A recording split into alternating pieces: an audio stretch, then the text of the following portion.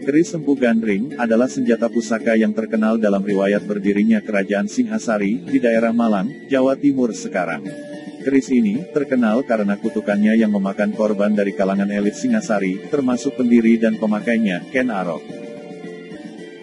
Keris ini dibuat oleh seorang pandai besi yang dikenal sangat sakti yang bernama Empu Gandring atas pesanan Ken Arok, salah seorang tokoh penyamun yang menurut seorang Brahmana bernama Loh Gawe adalah titisan Wisnu.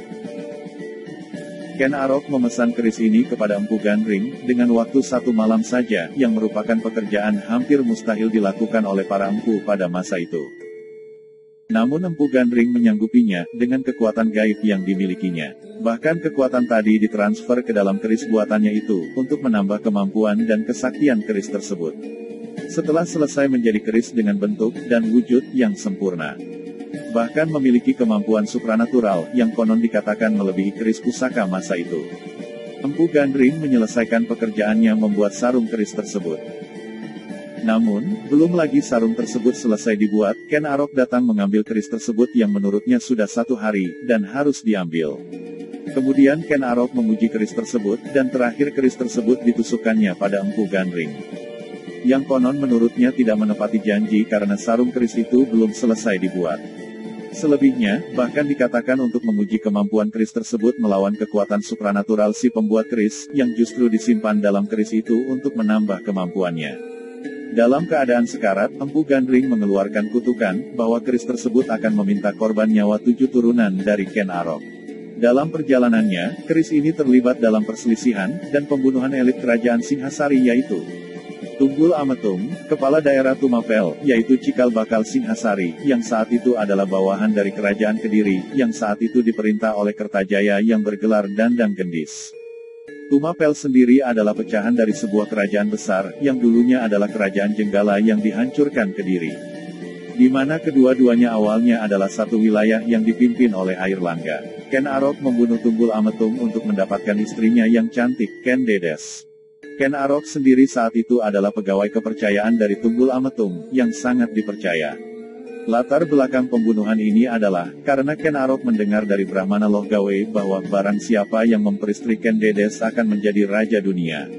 Sebelum Ken Arok membunuh Tunggul Ametung, keris ini dipinjamkan kepada rekan kerjanya, yang bernama Kebo Ijo yang tertarik dengan keris itu, dan selalu dibawa-bawanya kemana-mana, untuk menarik perhatian umum. Bagi Ken Arok sendiri, peminjaman keris itu adalah sebagai siasat, agar nanti yang dituduh oleh publik Tumapel adalah Kebo Ijo, dalam kasus pembunuhan yang dirancang sendiri oleh Ken Arok. Siasatnya berhasil, dan hampir seluruh publik Tumapel termasuk beberapa pejabat percaya, bahwa Kebo Ijo adalah tersangka pembunuhan Tunggul Ametung. Ken Arok yang saat itu adalah orang kepercayaan Tunggul Ametung langsung membunuh Kebo Ijo yang konon, dengan keris pusaka itu. Setelah membunuh Tunggul Ametung, Ken Arok mengambil jabatannya, memperistri Ken Dedes yang saat itu sedang mengandung, dan memperluas pengaruh Tumapel, sehingga akhirnya mampu menghancurkan kerajaan Kediri. Ken Arok sendiri akhirnya mendirikan kerajaan Singhasari. Rupanya kasus pembunuhan ini tercium oleh Anusapati, anak Ken Dedes dengan Tunggul Ametung. Anusapati, yang diangkat anak oleh Ken Arok, mengetahui semua kejadian itu dari ibunya, Ken Dedes, dan bertekad untuk menuntut balas. Anusapati akhirnya merancang pembalasan pembunuhan itu dengan menyuruh seorang pendekar sakti kepercayaannya, Ki Pengalasan. Pada saat menyendiri di kamar pusaka kerajaan, Ken Arok mengamati pusaka kerajaan yang dimilikinya. Salah satu pusaka yang dimilikinya adalah keris tanpa sarung buatan Empu Gandring. Melihat ceceran darah pada keris tersebut, ia merasa ketakutan, terlebih-lebih terdengar suara gaib dari dalam keris tersebut yang meminta tumbal. Ia ingat kutukan Empu Gandring yang dibunuhnya, dan serta-merta membantingnya ke tanah sampai hancur berkeping-keping.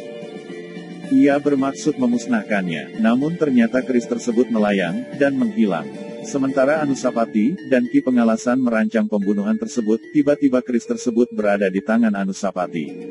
Anusapati menyerahkan keris kepada Ki Pengalasan yang menurut bahasa sekarang, bertugas sebagai eksekutor terhadap Ken Arok. Tugas itu dilaksanakannya, dan untuk menghilangkan jejak, Anusapati membunuh Ki Pengalasan dengan keris itu.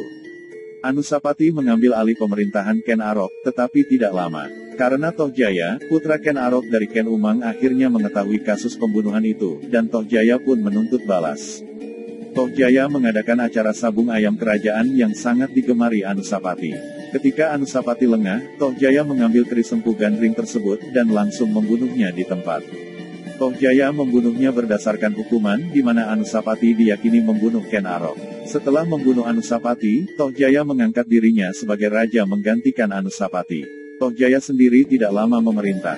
Muncul berbagai ketidakpuasan baik di kalangan rakyat, dan bahkan kalangan elit istana yang merupakan keluarganya, dan saudaranya sendiri. Di antaranya Mahisa Campaka, dan Dyah Lembutal. Ketidakpuasan dan intrik istana ini akhirnya berkobar, menjadi peperangan yang menyebabkan tewasnya Tohjaya. Setelah keadaan berhasil dikuasai, tahta kerajaan akhirnya dilanjutkan oleh Ranggawuni, yang memerintah cukup lama, dan dikatakan adalah masa damai kerajaan Singasari. Sejak terbunuhnya Tohjaya, keris Empu Gandring hilang tidak diketahui rimbanya. Keris Empu Gandring ini menurut beberapa sumber spiritual sebenarnya tidak hilang. Dalam arti hilang musnah, dan benar-benar tidak ketahuan keberadaannya. Pada bagian ini tak hendak membahas masalah itu. Pada bagian ini hendak mengajak para sahabat semua untuk sejenak menganalisis keampuhan, atau tuah dari keris itu maupun pembuatnya Empu Gandring. Di akhir hayatnya di ujung keris buatannya sendiri, Empu Gandring mengutuk Ken Arok bahwa keris itu akan menelan korban 7 turunan dari Ken Arok. Dalam sejarah ataupun legenda yang kita ketahui, ternyata ada 7 orang yang terbunuh oleh keris Empu Gandring. Yang pertama yaitu, Empu Gandring, sang pembuat keris. Kedua, Kebo Ijo, rekan Ken Arok. Ketiga, Tunggul Ametung, penguasa Tumapel saat itu. Keempat, Ken Arok, pendiri kerajaan Singasari. Kelima, Ki Pengalasan, pengawal Anusapati yang membunuh Ken Arok. Keenam, Anusapati, anak Ken Dedes yang memerintah Ki Pengalasan membunuh Ken Arok. Dan yang ketujuh, Tohjaya, putra Ken Arok dari selirnya Ken Umang tidak terbunuh oleh keris ini, tetapi terluka oleh lembing, dan akhirnya tewas karena luka-lukanya. Satu lagi yang terakhir adalah Ken Dedes yang mati oleh keris itu. Dan kemudian keris itu diambil oleh Raja Jawa, yang memiliki kesaktian luar biasa, untuk memusnahkan keris itu dibuang ke kawah Gunung Kelut di Jawa Timur. Begitulah sejarah tentang perjalanan keris Empu Gandring pada masa kejayaan Singhasari. Dan sampai saat ini belum diketahui kembali keberadaan keris itu, setelah dibuang ke kawah Gunung Kelut, Jawa Timur.